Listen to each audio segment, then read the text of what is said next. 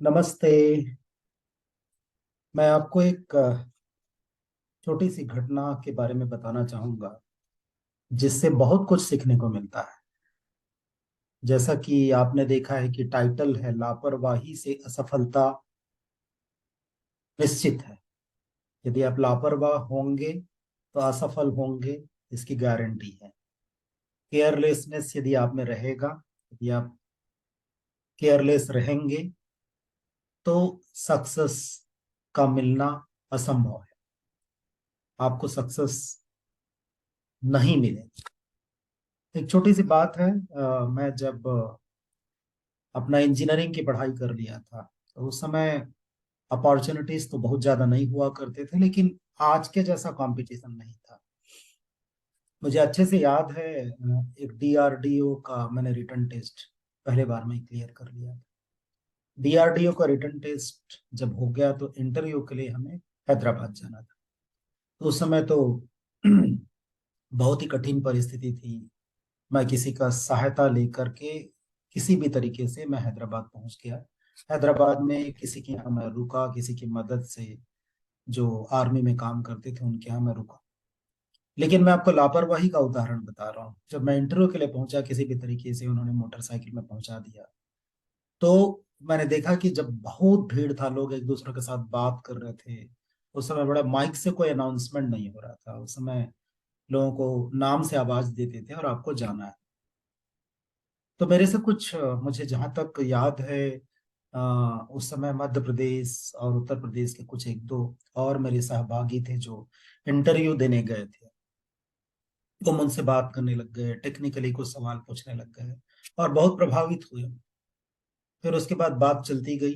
फिर मैं इंतजार करता रहा मेरा नाम आएगा। बहुत सिंसियरली मैं सुनता रहा जो अनाउंसमेंट हो रहा है, मेरा नाम यदि आएगा तो मैं जाऊंगा। लेकिन मैंने देखा कि मेरे जो आसपास थे वो मुझे बातों में इतना उलझाए कि मैं बात में बिल्कुल क्या बोलना चाहिए, अब्जॉर्ब हो गया बात में। अ, उनके साथ इतना उलझ गया कि मैं उनके साथ बात करता ही रह गया। मुझे ये नहीं पता चला कि मेरा नाम का अनाउंसमेंट कब हुआ। और मुझे जहां तक बताया गया कि करीब मेरा टर्न 4 से 5 बार आया, 4 से 5 बार मेरा नाम पुकारा गया। और मेरी मूर्खता या मेरी लापरवाही देखिए कि मैं उन सारे अनाउंसमेंट को नहीं सुन पाया। अंततः शायद छठवें अनाउंसमेंट में एक डीआरडीओ के एम्प्लॉय मेरे पास आए किसी को पूछते हुए, मुझे डांटते हुए इंटरव्यू के लिए ले गए। इंटरव्यू बोर्ड में गया तो पहले तो दो लोग खूब मुझे डांटे कि ऐसे लापरवाह होते हो तुम और ऐसे इंटरव्यू देने आओ। फिर मुझे अपना परिचय बताने के लिए बोला गया। मैंने अपने परिचय में बताया तो एक दो लोग बहुत प्रभावित हुए कि कैसे आप इतना संघर्ष करते हुए यहाँ तक पहुंच पाए हो। लेकिन साथ में ही मैंने जो इतनी बड़ी गलती की थी, इतनी बड़ी लापरवाही का काम किया था, उनको बिल्कुल पसंद नहीं आया। ज्यादातर टेक्निकल सवाल नहीं पूछे गए, एक या दो सवाल पूछे गए जिसका मैं संभवतः जवाब भी अच्छे से नहीं दे पाया, क्योंकि मेरा कॉन्फिडेंस उस समय लूज हो गया, मैं घबरा गया, मैं डर गया उस समय। मैं यह बताने का प्रयास ये कर रहा हूँ कि यदि आप लापरवाह होंगे, यदि आपको अपनी जिम्मेदारी का एहसास नहीं होगा, और उसके एक महत्वपूर्ण कारण ये है कि कोई बताने वाला भी चाहिए आपको। उस समय ना तो मुझे कोई बताने वाला होता था, ना कोई ये प्रेरित करने वाला होता था या ऐसी जानकारी देने वाला होता था कि ऐसे करना है, ऐसे जाना है। लेकिन इसका मतलब ये नहीं कि मैं लापरवाह हो जाऊं। लापरवाही तो मेरी खुद की जिम्मेदारी है।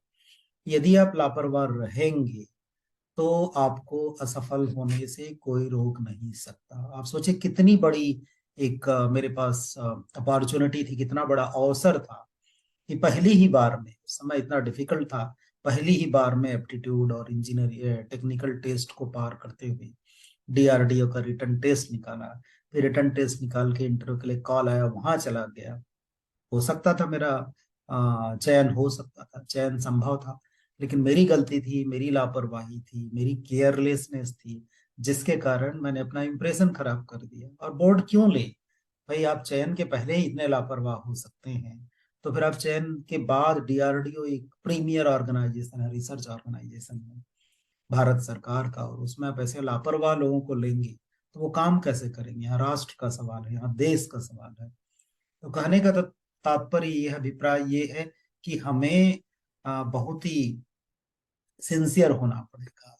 मतलब यदि हम सफलता प्राप्त करना चाहते हैं तो को गोल निर्धारित करने के बाद, लक्ष्य निर्धारित करने के बाद, सकारात्मक ऊर्जा के साथ, प्रेरित, आत्म प्रेरित होते हुए, लोगों से जानकारी लेते हुए, लोगों से प्रेरणा लेते हुए, लोगों से पूछताछ करते हुए, वहाँ की रिक्वायरमेंट क्या है, कैसे तैयारी करें, वहां जाने के बाद हमारा व्यवहार कैसा हो, ये सारी चीजों की जानकारी होनी चाहिए। और यदि इसमें हम असफल होते, हम मूर्खतापूर्ण व्यवहार करते हैं, हम लापरवाह होते हैं, तो हार संभव है, मीन्स असफलता बिल्कुल संभव है।